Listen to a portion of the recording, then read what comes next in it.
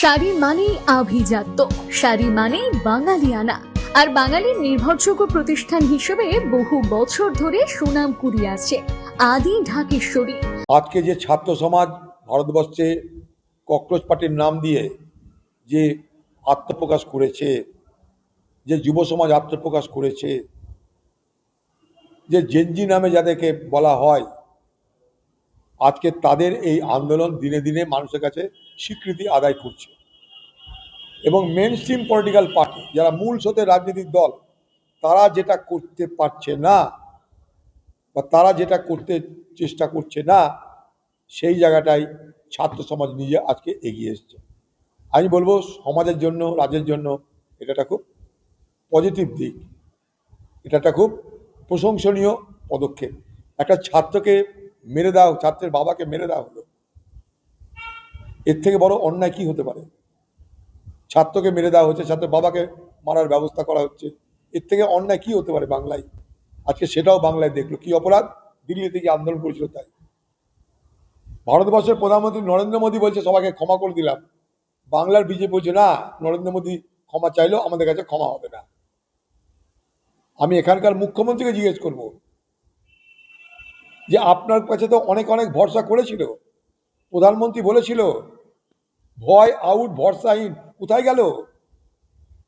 মার পিট, খুন খারাপা, হত্যা সবই তো হচ্ছে। আপনি বললেন সকালে ভরবো বিকেলে খরচ করে দেবো, সকালে ধরবো বিকেলে খরচ করে দেবো, তাতে মূল্য তো এক চুল্লুখোল। বাকি কি হলো বাংলায়? কেউ ভয় পাচ্ছে না আপনাদের ধমকিতে, কেউ ভয় পাচ্ছে না। আইএসআই চক্র সক্রিয় বলছেন, সন্ত্রাসবাদী বলছেন, ঘুরে বেড়াচ্ছে, ধরা পড়ছে, খুন যেমনকার তেমন হচ্ছে, ধর্ষণ যেমনকার তেমন হচ্ছে। এই তো এনআরএস হয়ে গেল, আরজি করের বিচার শেষ হলো না, এনআরএস শুরু হয়ে গেল। তো কি পরিবর্তন হলো? পরিবর্তন না আবর্তন কি হলো জানি না, পরিবর্তন না ঘূর্ণায়ন কি হলো জানি না। আমি দেখছি জাকাত তাই হচ্ছে, যা ছিল তাই ফিরে আসছে আবার নতুন করে, নতুন রঙে, নতুন রূপে, নতুন ছন্দে। আগে পুলিশ দালালি করতো টিএমসি পার্টির, এখন সরাসরি বিজেপির হয়ে ময়দানে নেমে গেছে পুলিশ পার্টি। কোথাও পঞ্চায়েত গঠন করতে দেওয়া হবে না বিরোধীদের, কোথাও অনাস্থা আনতে দেওয়া হবে না বিরোধীদের, পুলিশ গিয়ে অ্যারেস্ট করছে। কি অদ্ভুত ব্যাপার! মানে বিরোধীরা যদি মনে করে আমরা একজোটে পঞ্চায়েত করব কোথাও, তাও বিজেপির পঞ্চায়েত ভাঙিয়ে নয়, তৃণমূলের পঞ্চায়েত ভাঙিয়ে।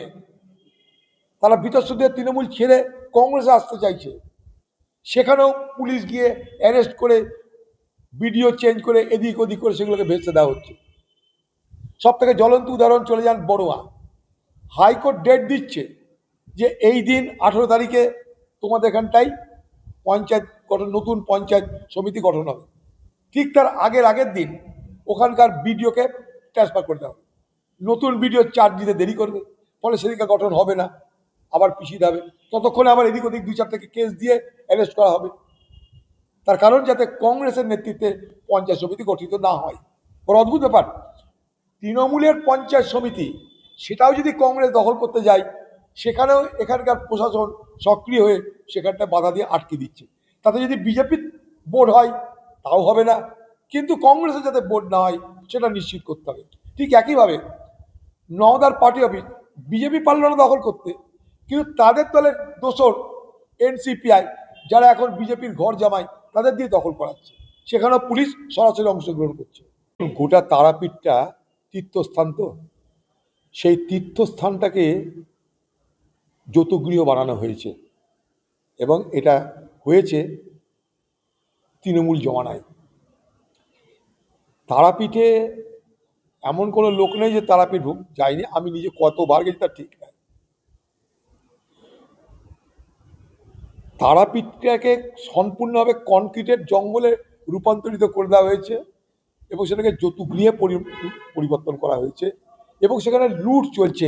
তারাপীঠের ধর্মের নামে মানুষের ধর্মীয় ভাবাবেগকে ব্যবহার করে, শোষণ করে তারাপীঠে সেই সমস্ত হোটেলে সব কিছু হয়। সব কিছু হয় মানে সব কিছু হয়, গাঁজা, মদ, জুয়া থেকে আরম্ভ করে বাকি যা যা দরকার সব কিছু হয় এই তারাপীঠের এই সমস্ত বিভিন্ন হোটেলে কোনো রেস্ট্রিকশন নাই, কোনো দেখভাল নাই, এবং সেখানে পয়সার বিনিময়ে সব পাবেন আপনি।